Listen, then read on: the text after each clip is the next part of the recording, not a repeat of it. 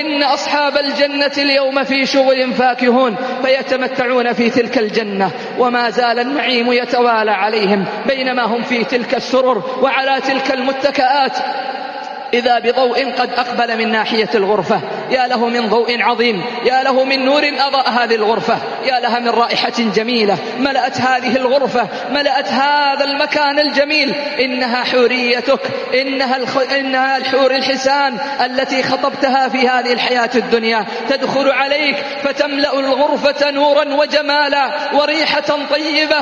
قال الله سبحانه وتعالى في كتابه الكريم: إنا أنشأناهن إنشاء فجعلناهن أبكارا عربا أترابا لأصحاب اليمين. لو اطلعت حورية من حورية الجنة على الدنيا لأضاءت ما بينهما ولملأت ما بينهما ريحا. الله أكبر، هنيئا لمن خطب الحور الحسان. يا أيها المسلم، يا أيها الشاب، يا من فتنت بنساء الدنيا، فإن لك في الجنة ما لا عين رأت، لك في الجنة حور حسان بيض حسان جميلات متحببات متبعلات لزوجهن، تحبه وتتودد إليه، لها من الجمال ولها من الصفات ما لا يستطيع أن يصفه الواصف.